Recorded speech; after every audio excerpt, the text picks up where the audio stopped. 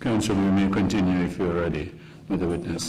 Thank you very much, Mr. Chair. May the witness be ushered in, please. Thank you.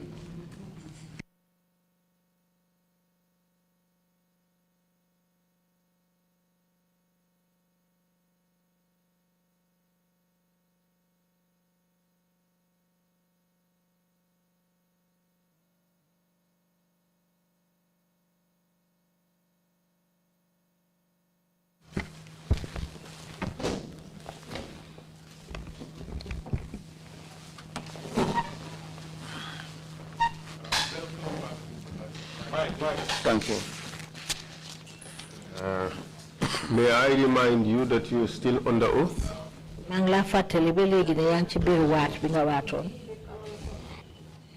We have dealt with the 1995 arrest of the PPP demonstrators.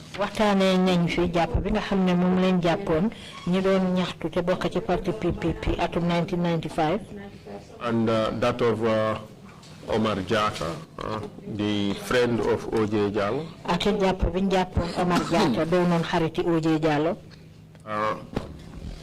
You have denied the accusations of all these people, including the accusation by your colleague Salmina Drame that you and him participated in these things, in these tortures.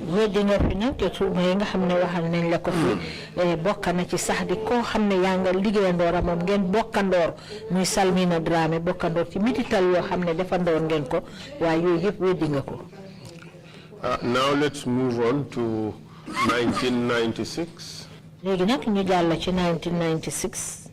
November 1996, when some rebels from Liberia attacked Farafenye barracks and unlawfully killed a number of Gambian soldiers. Rebel Liberia songa Farafenye I am specifically referring to the case of Balo Kante. But not only Balo Kante, including Yaya Drame, Omar Diouf Damfa, Suleiman Sarr, and Esa Balde. Can you tell us about this particular event? Yes, Chairman. Thank you very much. Wow, Chairman, Jerejef. Now, by this time, in 1996, 1996, November 8th, November, I was in charge of the investigation unit. Jamano bobu my kilifa gi jité bankas bi gestu ci buntu liggéey kay NIA. I remember there was this report. Fatale ko nané joton nañ benn bataxel bi of the Farafenye attack. Di songo bi nga xamné ni songo nañ ko Farafenye. And certain group of rebels ci ay nit ñoo xamné ay rebel lañ won attacked the Farafenye barracks. Yu songon makani soldat yi nekké ci Farafenye and killed about 8 of them. Ray ci juroom ñett ci ay soldat fofu. Okay, one of the rebels or 2 of them were arrested. Kenn ci ñoom rebel yoy wala ñaar jappon nañ leen. Remember, suma mëna fataleku Suleiman Sarr was arrested by the Senegalese soldiers. Suleiman Sarr soldat Sénégal yi ñoko jappon and brought to the agency. Ñu indi ko ci buntu liggéey kay bobu. One of the first persons to be arrested was Fabakary Balo Kante. Kenn ci ñi nga xamne mom lañ jëkkona japp ci rebel yoy moy Fabakary Balo Kante. Now during this period, ci waxtu wowo nak, despite the fact that I was in charge or we were in charge of the unit, nam sax de ñoo jité won wala ma jité won bankas bobu nonu, it was dominated by soldiers heavily armed. Ñi ci gëna ëpp loxo rek moy soldat yo xamne ni ñu ngi amon gannaay yu fort. And in actual fact, yi dëgg jo xamne ni if not for certain intervention, su du tax ci yenn yo xamne ni dugal nañ ci ay loxo, he would not have been here to testify. Ni kon du tok fi sax di wax ay cadeau. Okay, let's take it step by step. Légui nañ ko jël ndanka ndanka. Did you come into contact with Balo? Ndax yow jokko nga ak Balo? Yes, Mr. Chairman. Wow, Mr. Chairman. And what was the reason for your contact? Lan mo len jokkale won? Okay. When the soldiers occupied my office, let us first talk about the reasons, and then you will describe later the scenarios. He requested to talk to me. Balo requested to talk to me. Is it not the case, or was it not the case, that you were in charge for investigating their crime, the crime that they committed in this country? Ndax nekkutoon ne yow yaay ki nga xam ne yaa saytu woon pour def gëstu ci li nga xam ne mooy tafaar yooyu ñu def ci biir réew mi. Initially not. ci njëlbeen déedéet. At what time did you come to be involved? Ban jamono nag ci nga ñëw dugg ci mbir yi? Almost either the third or the fourth day. mën naa amaat ñetti fan ba ñeenteeli fan bi. But Mr. Barry, wasn't it your department that was responsible for investigating the activity? Mr. Barry, ndax nekkul ne yow sa liggéeykaay sa bunte liggéeykaay ñoom ñoo saytu woon wàlli gëstu conga boobu ñu defoon? Not this case at the initial stage. nekkul ci biir mi de ci bunte ci fan yu njëkk yi. So which department was responsible in the first day? léegi ban fan la Soldiers were handling this case. soldat yi ñoo ko amee woon. But Mr. Barry, that is so contrary from the evidence that was received before this commission. Well, Mr. Barry, loolu de jaamarloo na ak seede yi nga xam ne That's moom their lañ fi am. testimony, Mr. Chairman. waaw loolu mooy seen kaddu Mr. Chairman. I am a live witness to it, so that's their testimony. So it's not mine. man ku ko fekkee woon la ñoom la loolu mooy seen wàll loolu lañ nettali. Balo Kante. Fabakary Balo Kante.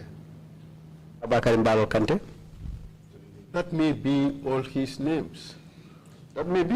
All his Loolu yëpp ay names. turam la. Well, I know him with the name Fabakary Balo Kante. I want to believe that we are referring to the same person. Foog naa kenn nit ki la ñoo wax ñun ñëpp de. I think so. Did you see him testify before this commission? Gisoon nga ko fii mu ñëw fi di joxe ay seedeem ci commission bi. Yes, I saw him. waaw gis naa ko. And that's the person you refer to as Fabakary Balo Kante. yow kooku nga wax ne mooy Fabakary Balo Kante. waaw Mr. Chairman. Good. We are referring to the same person then. waaw bon nag ñun ñëpp kenn nit ki la ñoo wax. Okay then. And Balo Kante did not suggest in his statement or his testimony before the commission that the military were responsible for his investigations. He never said that. Balo Kante de kàddu mi nga xam ne moom la wane fii nii waxut fii nii de soldat yi ñoom ñoo ñi nga xam ne ñoo saytu woon mbir mi ca njëlbeen ca commencement ba. He in fact suggested that you were in charge of his investigations. ba xam sax dafa wax ne yow de yaa taxaw woon li nga xam ne moo di mbiri gëstu ay mbiram. That's his testimony. loolu mooy nekk ay kàddoom. Is he lying? dafay fen. He's lying. dafay fen. Why would Balo Kante select you out of all the people who were at the NIA and say that you were in charge of his investigation? lan moo war a tax ba Balo Kante seppi la yow kenn rek ak ña nga xam ne ñépp ñoo nekk biir NIA ne yow yaa amee woon mbiri gëstoom. I would not know, really. loolu duma ci xam dara. Balo Kante obviously in his testimony mentioned soldiers having been present. Balo Kante sax bi moo wax ci ay kàddoom wax na ay soldaar yoo xam ne ñoo fa teewoon. But Balo did not say that the soldiers were in charge. waaye Balo nag day waxut ne soldaar yi ñoom ñoo amee woon mbiri seen boppa. He said you were. dafa ne yow mii la. Is he lying about that too? loolu tamit dafay fen. Yes. waaw ci benn boor bi. Why do you think Balo would... Excuse me.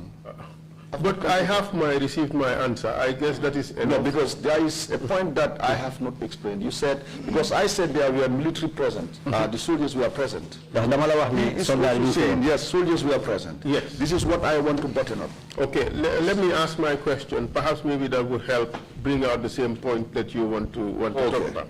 All right. My question is, li ma laajte mooy. Balo is trained soldier. Balo de soldaar la boo xam ne ku jàngal liggéey bi la. He has seen the soldiers present during his interrogation. gis na soldaar yi ñu ngi teew jamono jiñ koy laaj. He has seen you also present. yow mii tamit gis na ne yaa ngi fa teewoon. But before I even go further, were you present during his interrogation? Waaye sax balaa maa continuer sax ndax yow yaa ngi teewoon jamono jiñ koo laaj.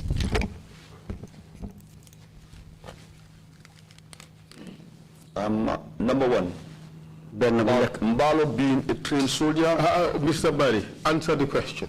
No. The question is, were you present during his interrogation? No. Did it? Well, Balo Kante said you were present. And not only, Mr. Barry, you have to understand that we have to ask these questions. You would have the right and the opportunity to answer. Not because you're saying a blanket no, so we should stop asking the questions. No, it doesn't work like that. I'm not saying that, Okay. Mr. Good. Chairman. All right. So we will ask the questions. Why would Balo Kante, out of everybody who may have been there, why would he suggest you as one of a few people who were present during his interrogation? Lan moo tax Balo Kante ak ña fa nekk yëpp moom mu seppi la rek ne yow yaa nga fa woon bañ koo laaj. Would you answer now, please? I said I don't know the reason. Mënuma xam lan moo tax ñu wax ko. You know Balo did not work at the NIA, correct? Xam nga ne Balo liggéeyut NIA du noonu. Correct? Wow. So it is unlikely that he would know the interrelationship of the personnel at the NIA if he did not have any interaction with them. Mun naa nekk ne du mun a xam jokkoo wante bi nga xam ne moo nekk diggante liggéeykat ya nekk NIA su fekkee ne moom amul benn jokkoo ak ñoom. True? Would not know, yes. Du ko woon xam, waaw. But if you look at Balo's testimony, he seems to have known the interconnection between the personnel at the NIA at the time, especially those with whom he interacted. Waaye soo seetloo kàddu mi nga xam ne moom la binda wax na xam na jokkoo bi nga xam ne moo nekk diggante liggéeykati NIA yi surtout ci ñi nga xam ne moom ci boppam ñoom la jokkoo wanteel. He mentioned you. Tuddana la fa yow mii. He mentioned Baba Dinding Jobate. Tuddana Baba Dinding Jobate. He mentioned Joseph Mendy. Tuddana it Joseph Mendy. He mentioned Baba Saho. Wax na it Baba Saho. These are people with whom you worked. Yow ñii ngay liggéeyandool. Correct? Dëgg la. It's not correct. Du dëgg. You did not work with these people. Liggéeyloo ak ñii mu lim nii. At the time, after the arrest, Mr. Joe Mendy was in Farafenni. Gannaaw bu ñu leen jàppee, Mr. Joe Mendy. After the arrest, you said, right? Excuse me, yes, you're talking about the investigation. Yes. Mr. Baba Saho was in the UK. Mr. Baba Saho mu ngi woon ci Angleterre. Please. Hold a second, let me read from his statement. I don't want to mislead you. Let me read out from the statement. This is what he said, and I quote, "We disembarked from our vehicle. That is at the point of his arrest. He said, they drove me through to the NIA headquarters in Banjo. Lamin Jobate received me at the NIA gate. He took me in. At that time, I wore only an underwear. They beat me from the gate to the hall. I told them, you don't know who I am and you are beating me. At the hall, Lamin Jobate squeezed me between his legs and was asking me questions. At this stage was Lamin Jobate at the NIA? Yeah, Mr. Jobate was at the NIA. Well, Mr. Jobate mu ngi woon ci NIA bi. But before that, just before that, Mr. Jobate was at the Ministry of Justice and the police. Wasn't it the case? Balaa loolu Mr. Jobate mu ngi woon ci liggéeykaay ak police. Yes. And how come Balo Kante would know that Mr. Jobate is now at the NIA and he puts him in the same room as you? Bon naka la Balo Kante di xamee ne Mr. Jobate mu ngi liggéeyal NIA boo tax mu ne yéen ñëpp a nekkoon ci benn néeg bi. If he did not have any interactions with you guys? Su jokkoowutoon ak yéen naka la koo xamee. Know that. Man loolu mënuma cee xam dara, Mr. Chairman. Number one, excuse me, first, Jobate could not have been the person to receive Mr. Balo Kante at the gate. jobaate du ko ci wara jël Mballo Kanté ci bunta bi. What was the procedure? Dañ amone ay sarta ak ay yoon. Laaj na ko procedure is you start from the gate with the security. Ngay doore ci bunta bi ak security bi ñu yëngu ci wàllu kaaraange foofu. Okay. Now, in the case of Mballo Kanté, it was not possible for Mr. Jobate to receive Mballo Kanté directly from the soldiers. He was not the person in authority. There was a DG. The DG should receive Mballo Kanté and then hand him over to any other unit he feels should be responsible for the investigation. Which unit was that? That's the investigations. And where did you work? Investigation. Investigation. So he was handed over to your unit? Yes. But you just told the commission that you had no interaction with Mballo Kanté at all. I said, initially I did not get I was not involved in the investigations. Let me remind you that I first said, when soldiers were in, Mballo Kanté called me to talk to me. Hold a second, Mr. Barry. Okay, thank you. The question I asked you was, did you have interactions with him? You said no. Man lima la laajoon mooy ndax am na benn jokkoo boo def ak Mballo Kanté nga ni déedéet.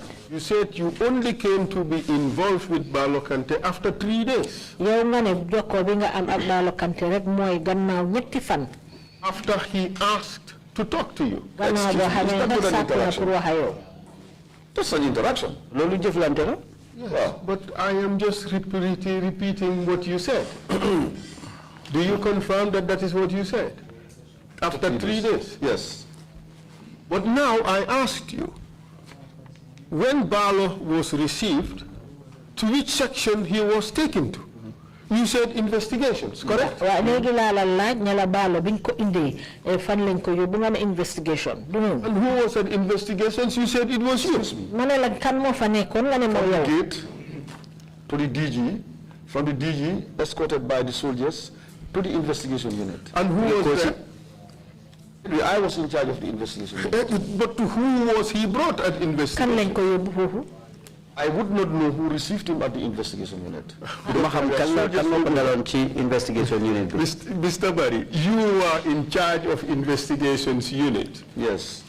Your responsibility was to conduct that investigation, correct? Could you put the question? Yow yaa nekkoon investigation unit te yow sa warugal la woon yow yaa ki nga xam ne yaa amee woon investigation unit boobu. He answered yes. Let me just say, he was received at the investigation, and I was there when he was received. Just to, yes. Wow. I think that would make you good. But you did say that you had no interaction with him until after 3 days. Why yow nga ne amuloo benn jokkoo wante ak moom benn am ñetti fan. But that could not be correct. Waaye loolu It's correct. You just told the commission that from the gate he was taken to DG and from the DG he was brought to you. Waaye léegi nga fi wax ne bañ ko jëlee ci bunta ba dañ ko yóbbu ta directeur général ba mu fa jógee ñu indi ko ci yow. That happened the same day. It could not be 3 days afterwards. Loolu benn bés bi la de mënta nekk ñetti fan gannaaw. My interaction with Mr. Mballo Kanté would be after 3 days when I sit with him and discuss with him, and then he will give me all the. Su ma jëflanteeg Mballo Kanté dafay war a nekk gannaaw ñetteeli fan bi mooy gannaaw bi nga xam ne sàkku na pour ma gis ko ci laa toog ak moom. Mr. Barry, your interaction with Mballo Kanté started from the moment he was brought into your office. Mr. Barry sa jokkoo wante ak Mballo Kanté mu ngi commencé bés biñ ko indee foofu ci office bi. And on that day, he said he was tortured in your office by yourself and Baba Dindin Jobate. Moom wax na ne ci benn bés boobu ci leen ko toroxal sa office yow mii yaa ko def ak Baba Dindin Jobate. He did not mention Baba Saho. That was my mistake. Tuddut Baba Saho de loolu suma Was your mistake? It's a very serious mistake. Mr. Barry, here we do things properly. Even if we make a mistake, it is corrected. There is no way the commission can make a finding against anybody without any evidence. There is no possibility of that happening. The important thing is, this guy mentioned you. Li ci gëna am solo dal moy borom yow la tudda. Balo Kante. He said in the evening, because I did not say anything, they planned to release me.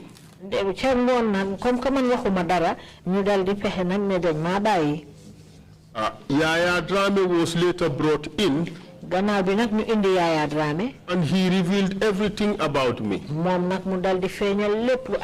They tied my hands and legs, burnt plastic on my body.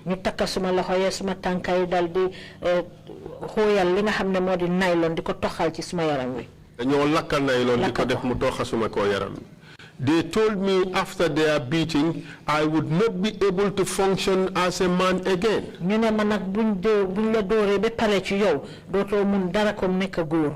I responded, only God can decide that. They continued beating me. They arrested my dad and undressed me naked and asked, did he know me? He said, yes, no matter what, I am his son. And he would never deny that. Is all this false? These are all sweet talks of Balo Kante. You saying his dad was never arrested? I cannot recall that. You cannot recall that. Yes. Do you recall stripping him naked? But isn't that in fact a modus operandi of the NIA? As far as I know, did it. Well, we would interrogate instances where you have been implicated. Okay. And we'll see a common thread. Okay. But Samba Jallo, he said he was stripped naked by you and your colleagues. That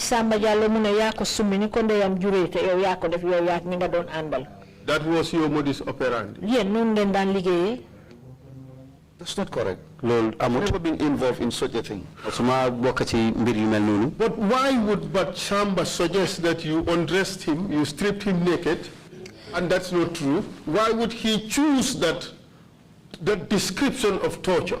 Of all the possibilities of torture, why would he choose that one, to say you stripped him naked? Wow, ak mitital yek mugal yi nga xamne yeb ñu ko fa def nit ñi lan mo tax Balo Kante mu tan ci ben façon ni toroxal bobu rek ne yow dang ko futti simi ko ni Bach Samba Jallo first. Bach Samba Jallo, sorry. Bach Samba said you stripped him naked. Bach Samba Jallo mo wax ne dang ko summi bam set. Definitely I mean it now. Lol nak deug deug duma ci xam dara. Omar Diatta itam. OJ's friend. You are repeating the same. Because I'm going to answer, I do not know. I maintain my stance. Mr. Witness, yes. we have to ask the questions. Of course. And then record your answers. So that the commission would be able to evaluate. My first answers were never recorded. I did not say that. Okay. Well, everything that is happening is audio recorded, is video recorded. To satisfy you.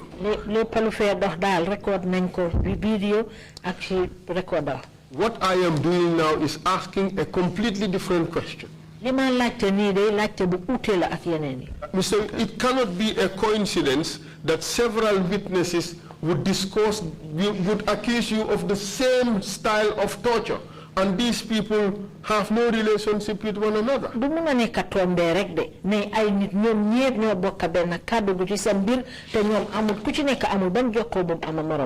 We have described the torture by Samba Jallo. He said you people stripped him naked.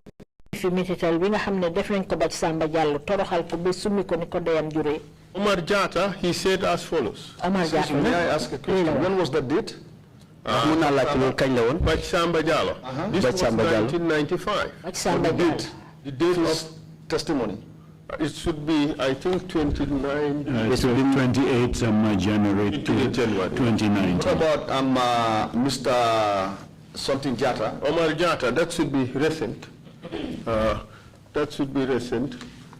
If that date is needed, I will provide it later. If that date is needed, I will provide it later. I'll have it provided later, Mr. And what about Balokante? Hold a second.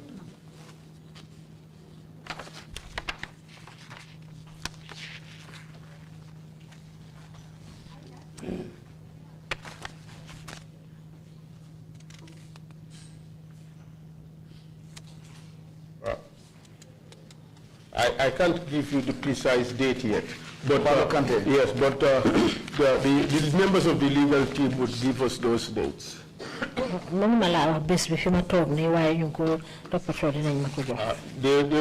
give us the precise. So there were intervals. Yes, there were intervals. Okay. This I am reading from the statement. Now you have asked me a question. Can I just come up? Well, you have to hear the question. Like you said, it's the same modus operandi, like the way this man is tortured is the same as Barsama Jallo and so on. In the sense that they were stripped naked. Yes.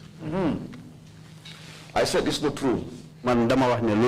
So, what is not true? The reason, like they were stripped naked. If you go through this thing, like their testimonies are appearing on TV. So witnesses would follow testimonies of other witnesses and they would come up with the same. But I want to say I am never involved in such acts. That your answer is recorded, is well noted. Yes. Omar Counsel, if I can just help you with Omar Jatta, his testimony was November 25th. 2020, and Balokante 9 December 2020. Yes. Thank you. You have the list of witnesses and dates of testimony. Thank you very much, Mr. Chair. I was going to get my copy.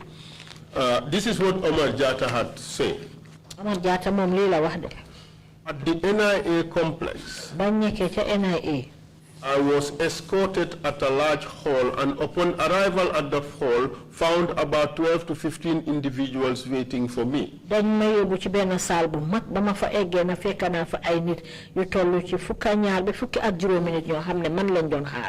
I entered, the person sitting beside Daba Marena asked me to remove my shirt. I told him, you mean I should remove my shirt? He said yes, and I complied and removed it. And the same man said, remove the trouser also. I questioned him again why, but I felt reluctant and was rushed by a group of people to remove it forcefully. At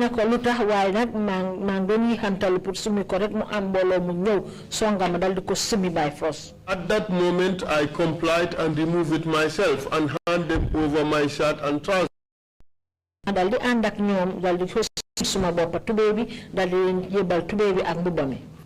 Then was asked to sit on the tiled floor. You see, Mr. Barry, they are not copying one another. Mr. Barry, just waiting to hear my name there. All right. The people who were there. Okay. Okay. This is where it is. The NIA officers who were involved in my arrest and torture were Usman Sidibe, Daba Marena, Salmina Drame, Njagamelli, Seni Mane, and FODAY.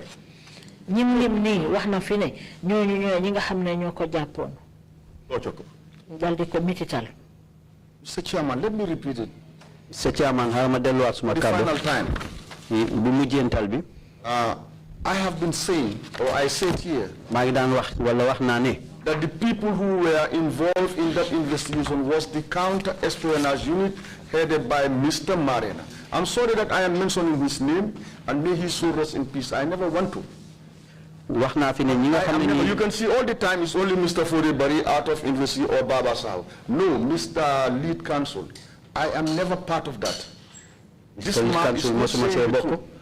Mr. Barry, you should understand that when I bring these things out, it's not the lead counsel accusing you of anything. Mr. Wali da nga wara xamne li bu mako fi feñalé nekkul ne de lead council bi moy ki lay tuumal yow.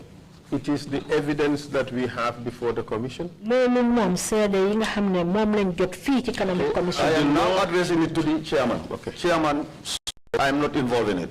Légui man ko agalé ci chairman bi. Chairman bokuma ci. Yeah.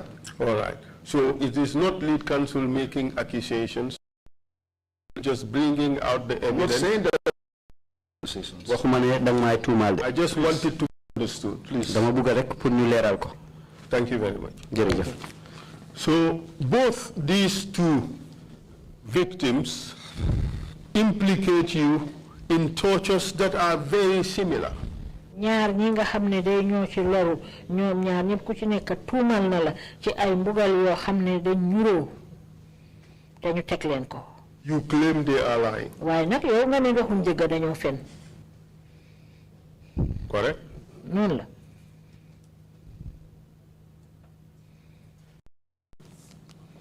I already said so. Mr. Barry, this is correct. Thank you very much. You know the processes. You're very experienced. So let's just do it and be done with it. I have told you once that since I left, I have no more idea, nothing about this type of a job or whatever you want to tell me, really. Okay. All right. So, and Balo continued to say Balo continue na belegi di wax ne that Mr. Jobate Mr. Jobate took a razor blade and cut his left nipple. Dafa jël risa dal di dog ci wéni chamoñam bi. Joseph Mendy, FODAY Barry and one Njinga from Sukuta were again beating me. Joseph Mendy, FODAY Barry ak ñene Njinga bu bayé ko Sukuta ñom ñep ñoma doon door. Do you deny this? Bobu weddi nga ko. Yes. Wow. And I have a story to that. Amna luma ci wara netali. Mr. Chairman, if only you allow me.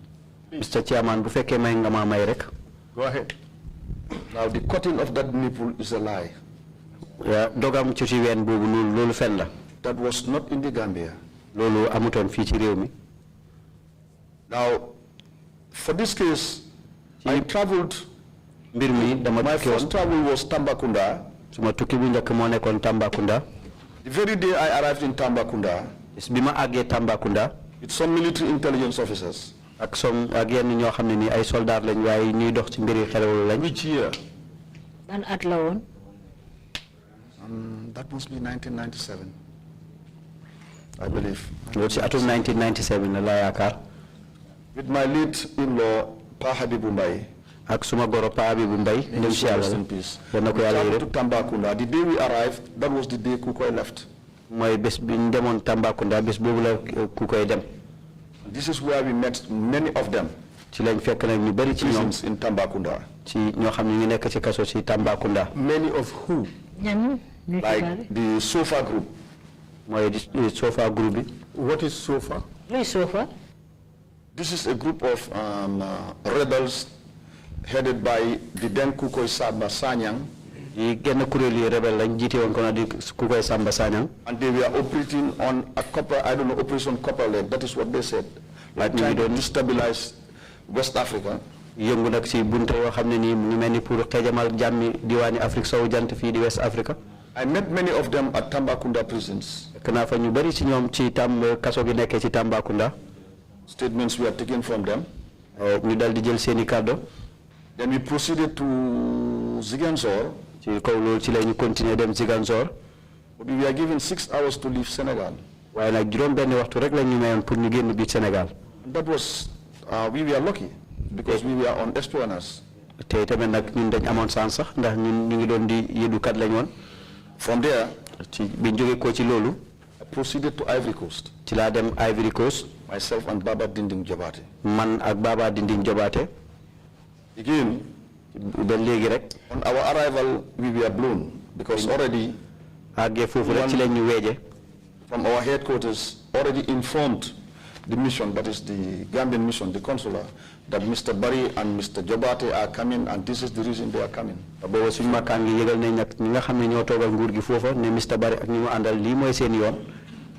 I remember going to a hotel, that we went to a hotel unknown. The first person I contacted, like we were just sitting at the consular room. When one Musa Sise, a Liberian, just said to me, you people are here for Kukoi. I hope, is it not that you want to kill him? And I turned around, looked at Jabate, I said to him, boy, Bimon, we are finished. I looked at Jabate and told him that we are finished. So when I entered the consular's office, he informed me exactly the person who called him and informed me about this, our mission. I personally took Jobate to a hotel, that is Tresville. And then I traveled with this boy to the border of Liberia and Ivory Coast called Danani.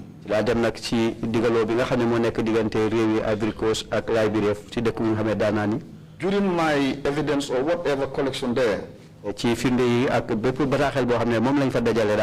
came to understand that Balo Kante and others we are part of Charles Taylor's guard security. They were one time ambushed, and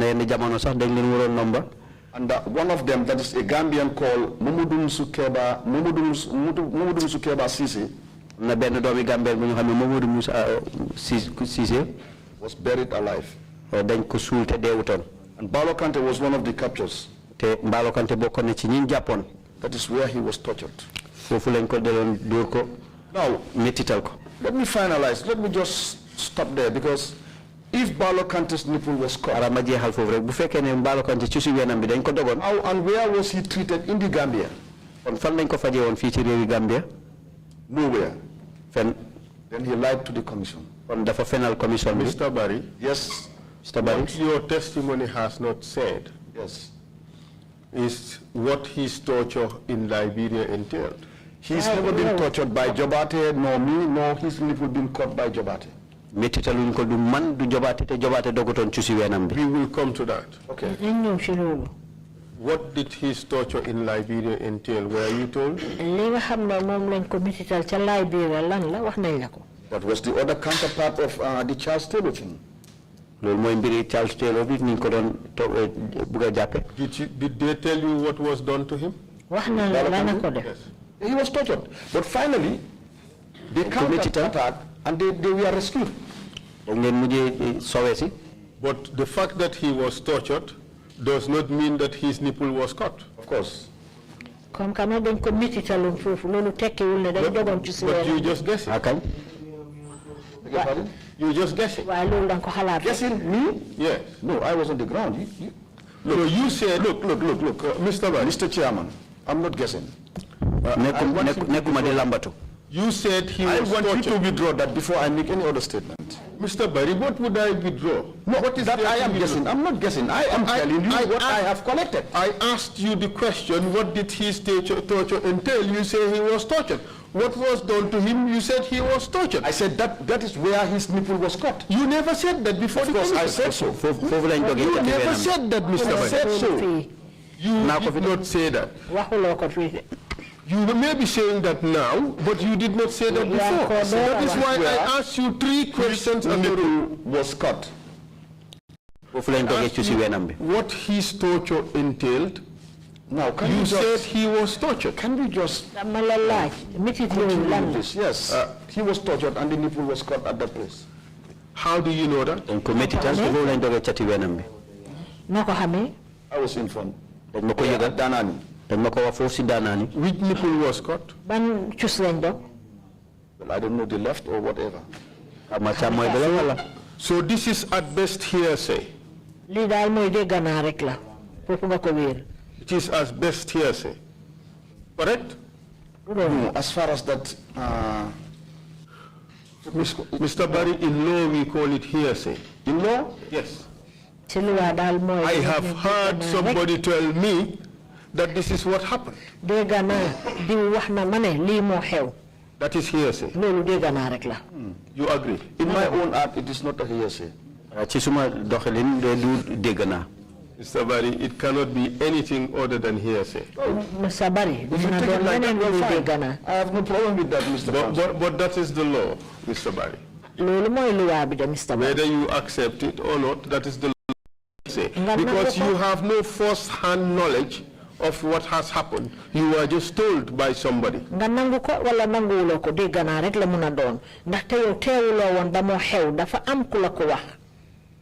In fact, who was your informant? Musa Sise. He's from Liberia. Was he present when the event happened? Exactly. So the source is from Musa Sise, so it is second hand to you.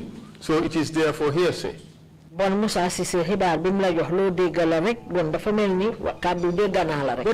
let's assume that Balo Kante lied about this. Did he lie about the fact that he was tortured at the NIA? Never seen him tortured by anybody.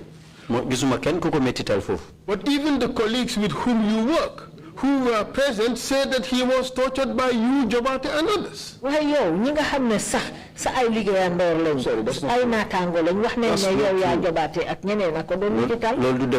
Harry Sambu has testified here at the time he was the de facto number 2 person at the NIA. Harry Sambu waxna fi joxe na fi ay sédem té mom moy ki nga xamné mo topon ci njiti NIA. He was going in and out of that interrogation. Mr.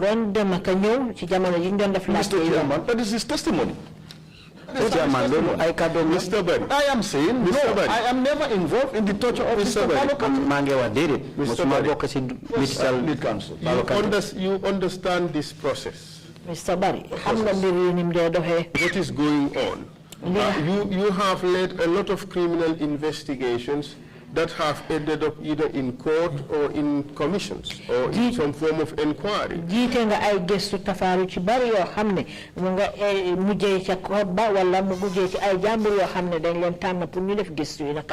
understand the process that we have to bring out the evidence, we have to confront you with the issues for you to answer.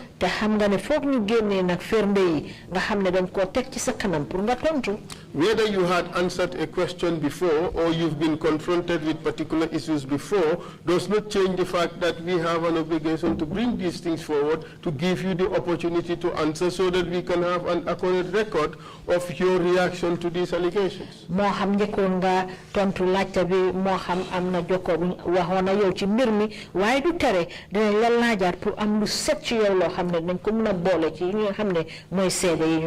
So some of these things may be inconvenient. But we ask for your patience and let's deal with the process and answer the question. Okay. So I would proceed again. You are denying that Balo Kante was tortured at the NIA. As far as I know, yes. Wow. So you deny. You also therefore imply that Harry Sambu lied when he said that you, Jobate, and others tortured Balo Kante in his presence at the NIA. Harry Sambu li nga xamne mom la fi wax ne yow ci sa kanam ak kanami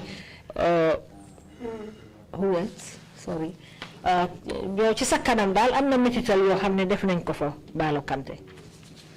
That is Harry Sambu. That's his testimony. Harry Sambu, is he lying? That is his testimony. No, I ask you the question. We all know it's his testimony. Is he lying? It will be very crude for me to say he is lying, but that's not true. Don't take in, put money the 5 and why not do the. Remember, he was one time a senior. I know he was a director at the time. Yes, so he is my senior, so I will not go to the extent of saying that he is lying. But it's not true. This statement is not true. Why not do the? Okay. How about Salmina Drame? He too was present. Salmina Dramé tamit mu nga teewoon. He too said, moom it wax na ne. all of you descended on this guy and you were beating him. Yéen ñëpp dal ngeen ci kawam dal di ko dóor. Is he lying? Dafay fen. Yes, yes, yes. Wow. You know, Balo Kante, his statement is very detailed. Balo Kante day kàddu yim binda ni leer na nañ. He said, can I just continue? Because I said yes, yes, yes. Please, go ahead. I listened to Salimina's testimony yesterday. Déglu naa kàddu Salmina yi démb. And at one point, he said he was under pressure. Si yenn jamono mu ne nag dafa nekkoon ci ak xatal. At the initial stage, he said, no, Mr. Barry never tortured or never assaulted or beat Mr. Balo Kante. Ca njëlbeen mu ne Mr. Barry must laalut te dóorut Balo Kante. But he started contradicting himself, yes, today, tomorrow, this. No, léegi nag muy féewaloo ay kàddoom tey ak waaye loolu yëpp dafay fen. Let's call a spade a spade, Mr. Barry. Let's call a spade a spade. mbir mi rek nim tudda. He prevaricated. Dëgg la wax na li wax leneen. Okay, but he accepted that he lied. Waaye mu jana nangu nag ne daf doon fen. And he said the truth is that moom wax na ne daal dëgg gi mooy. Balo Kante was beaten by all of you, including himself. Balo Kante yéen ñëpp a ko dóor moom sax bokk na ci. So why on earth? Excuse me, but he said he lied, and the truth is that. Hold a second. Why would he? I mean, it's normal for a person to say, oh, that person did it. But it's not so normal for a person to say, I did it together with him. He said he participated in the beating together with you. And Baba Dindin Jobate. Muna wax ne waa diw day moo def lii waaye nag diw wax ne man maag borom yëpp ñoo ci bokk yow yaa moom ak Baba Dindin Jobate. What I have said is, waaye li ma wax mooy. I have never tortured Balo Kante. Suma metital Balo Kante. I have never witnessed or seen any person torturing Balo. Suma fekke kuy metital Balo Kante. So that is, with all due respect, that is Salimina's statement. Ak nu munti mel rek loolu wax Salimina la. Or not, that is his statement. But mu my wax dëgg wala statement déet is, loolu I wax have never participated or I have never seen Balo Kante being tortured. ay suma wax mooy. bokk suma ci wàccee bokk. I have asked Salimina this question. Laaj naa laajte bii Salimina. That if his colleagues like yourself were to come here and deny that Balo Kante was tortured, he said that you would be speaking untruth. You would be saying falsehood. Laaj naa ko ni waaw léegi bu nekkee ne yow sa ay naataango bokk na ci yow mii sax bu fekkee ne ñëw nañ toog fii weddi ne ñoom metital lañ Balo Kante mu ne loolu de ñu ko defee waxuñ dëgg. How do you react to that? Léegi nag loo am pour wax ci loolu. Well, I have nothing to say about that because I don't see him.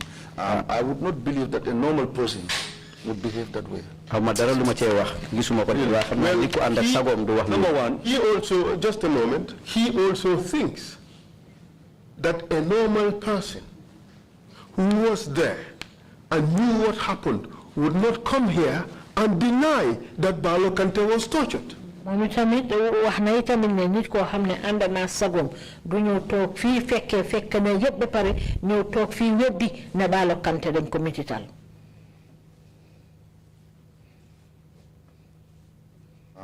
Mr. Chairman. Mr. Chairman. I don't know anything about that. Xawma dara ci loolu. Respect. Ak cër yëpp. Okay, I'll proceed. Léegi xaaral ma àggal. While you were with Balo Kante, did you see the senior soldiers come there? Jamono bi nga nekk ak Balo Kante ndax gis nga soldaar yi ko way ñëwoon fa.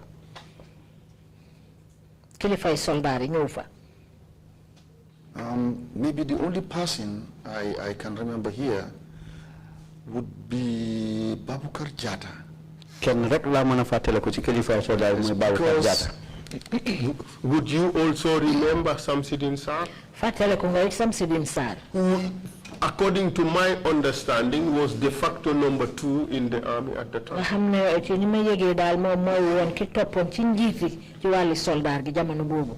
Samsudin Sarr? Yes. Samsudin Sarr? No way. Did it. But I know I recall seeing Bunja Dabo was there. I don't know what his rank was, but he was around. But I can't remember Samsudin sir. But I know Mr. Babukar Jatta visited us there. He was there. Babukar Jatta moving forward. Listen to the reason why Babukar Jatta was there. Let me just come. Litahon Babukar Jatta nek fanak. When Balo Kante called me and said he wanted to see me, Bim Balo Kante o nem dafa buga gis man. Because he was very fearful, like all over there were soldiers with their weapons. He wanted to talk to me in isolation. Then I asked the soldiers to go out of the office. That did not go down, that did not go well, with them. So the next minute, but luckily for me, whilst they were away, I was able to talk to Balo Kante. He gave me all the informations. Then later on, I saw Marena and Babukar Jatta coming to my office. They said the report has reached the president. I have sent the soldiers out of the office. Excuse me. Then they escorted me to the office of the president. Fortunately for me, I had all the informations already. And no sooner I entered, the first thing he said to me, who are you? But who are you? Why did you send those people out? So I took my time, I had my patience. So we started talking all over. After a time, I said to him, sir, can I just explain myself? When I explained myself, to Babukar, can you ask your soldiers to go and allow these people to take care of this case? He is one of the only senior officers I saw. Not Samsudin Sar. I cannot remember Samsudin Sar anywhere.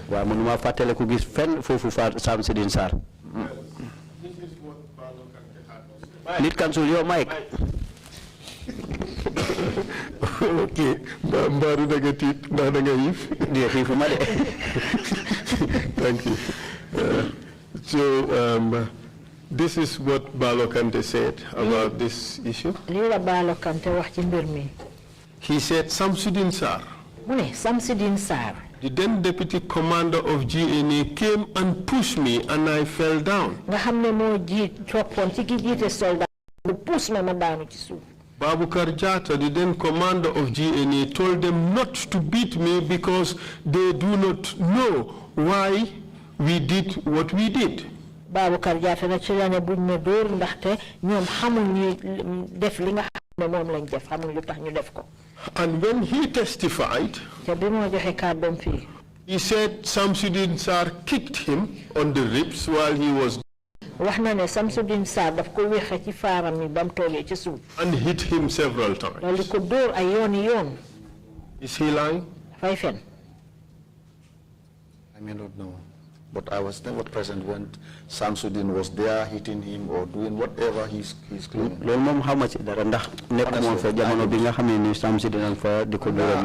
I cannot remember meeting or having anything to do with Samsudin Sar during that period. Mr. Barry, isn't it the case that there was so much anger that these people have attacked our country and killed innocent soldiers? There was so much anger at the time on the part of the security officers. Isn't that the case? Mr. Barry, xana nekkul ne soldat yi dañ meron ndax te ñi ay nit lañ ñoo xamne dañ ñew songa suñ réew ba pare rey ci ay nit xana mer gogu mo amé won soldat yi du lolu. Isn't that the case? Du lolu. No. Did it? Well, Mr.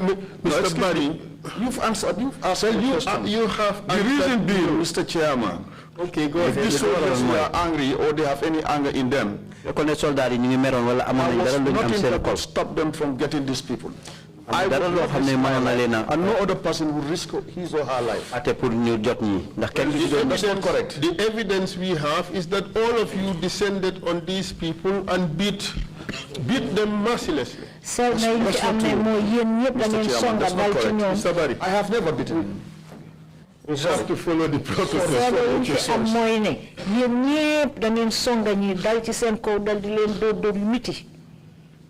That is a lie, you say.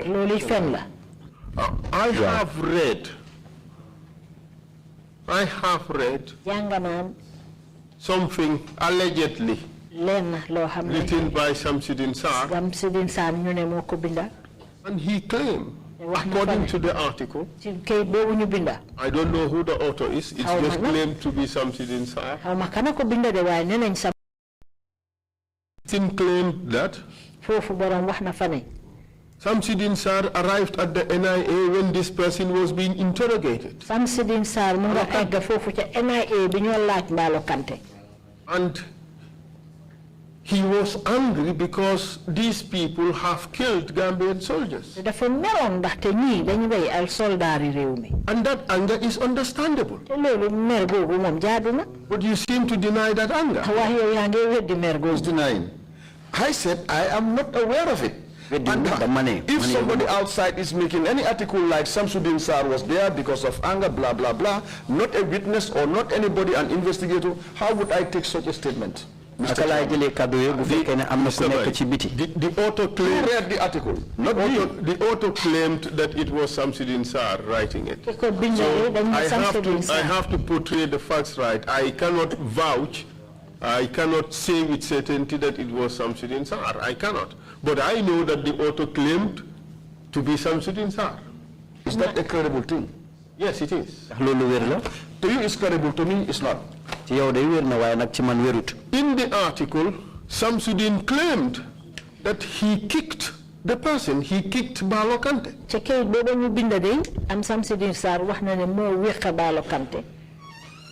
Mr. Chairman, this is Samsudin talking, not FODAY talking.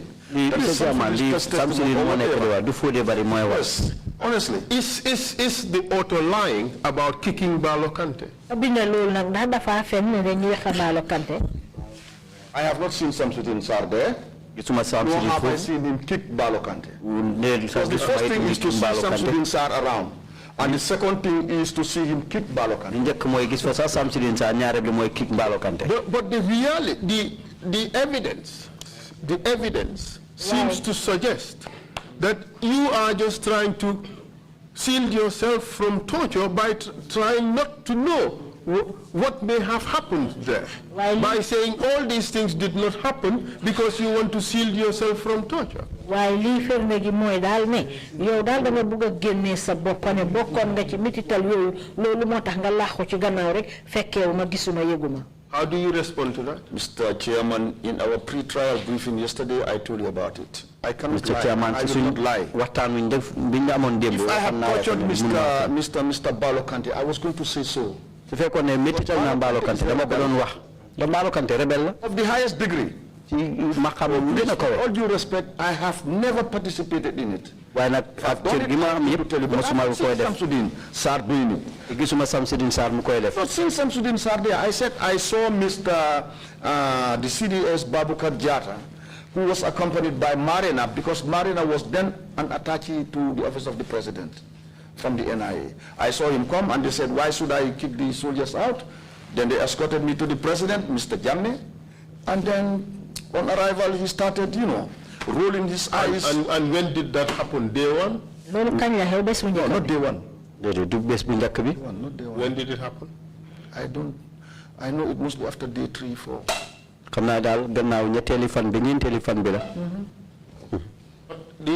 The issue here is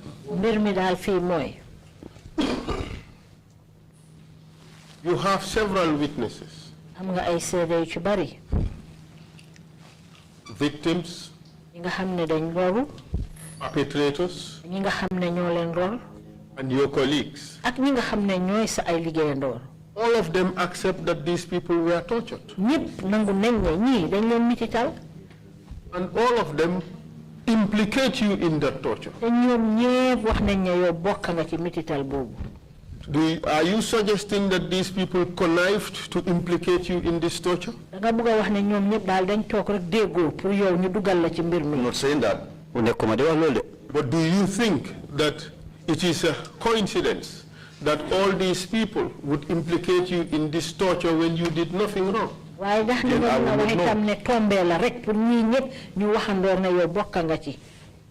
you answer now? Again, I would not know. Well, Balo Kante would know who his torturers were, wouldn't he? Balo Kante de mom dina xam ñi nga xam ne ñoko doon mitital nonu. Ndax deet? If there was any. He was tortured. Yes. Well, he said he was tortured by you and your colleagues. I said he was not tortured. So which one do you take? Well, your colleagues say that Balo was tortured by you. My colleagues, that's their testimony. Don't take their testimony and say, I would collaborate. No. My responsibility is to bring the accusations to you and give you the opportunity to respond. Agreed. So, and that is precisely what I am doing. The commission would weigh your testimony against the testimony of others. Manday li suma warugal moy fepp fo xamne tumal nañ la fa ma wax la ko seet yow la nga ci wara tontu legi nak dafa dess ci commission bi nak ñoom ñu dal di segga seetantal yow fi nga xamne fa nga faré ak sa ay natango fañ faré ban mo ci dégg. Others were also arrested subsequently. Amna ñeneen ñu xamne jappon nañ leen gannaaw bi. And you know, Balo Kante said he was electrocuted by and Lamin Baba Dinding Jabate. Te Balo Kante wax na ne de yow mi yow yak Baba Dinding Jabate yeen nga xamne yeen ko doon sokkurang bi. Yeen ko doon maskurang bi. And you deny that, of course. Weddi nga ko. You've already answered. You said of course. But I need your reaction. You wait for me to say yes. Okay, sir. Mr. Chairman, yes, I deny that. Well, thank you very much. But the same modus operandi described by Bach Samba Jallow. He was electrocuted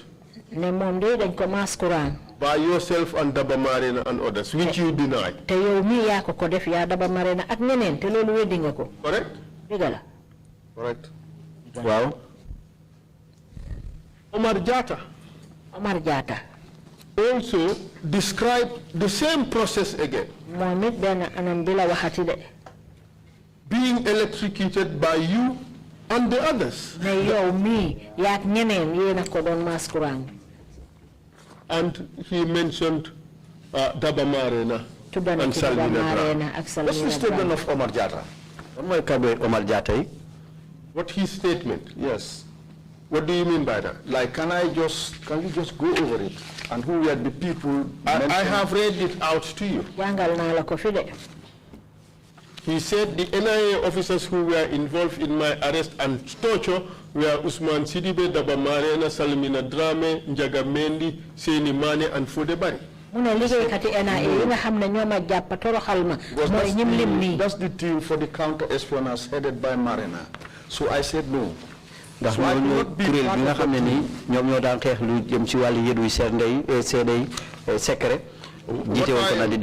What I am trying to do, Mr. Witness, is to establish the modus operandi. The electrocution. This man, Omar Diouf Damfa. He too was captured soon after Balo Kante, isn't it? True or false? I don't really know whether soon or after, I don't know. Because I know Balo Kante, either he was the first person to be arrested or Yaya or like I cannot remember this. The only time I remember this is it Omar Damfa is at the prisons when I was detained. And in actual fact, Omar cannot even tell you, or Omar will never say that I have one time exchanged words or greeted him. No. Omar Damba du la mën a wax sax ne am na benn jamono boo xam ne nii weccee naa moom ay kàddu wala sax nuyu naa ko. So you deny torture of Omar Diouf Damfa? kon weddi nga ne toroxal ngeen Omar Diouf. It's correct. Waaw.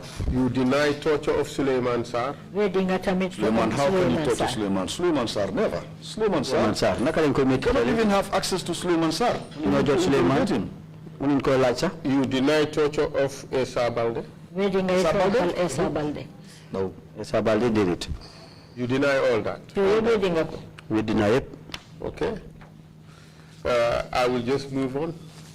But they claim that they were beaten mercilessly and electrocuted several times in a period of 3 months.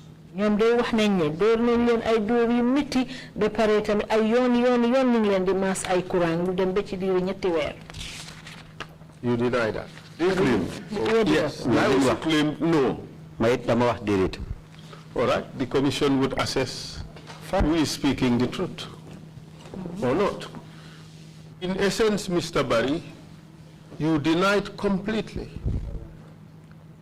one, that these Farafenni attackers were tortured at NIA, and you deny involvement.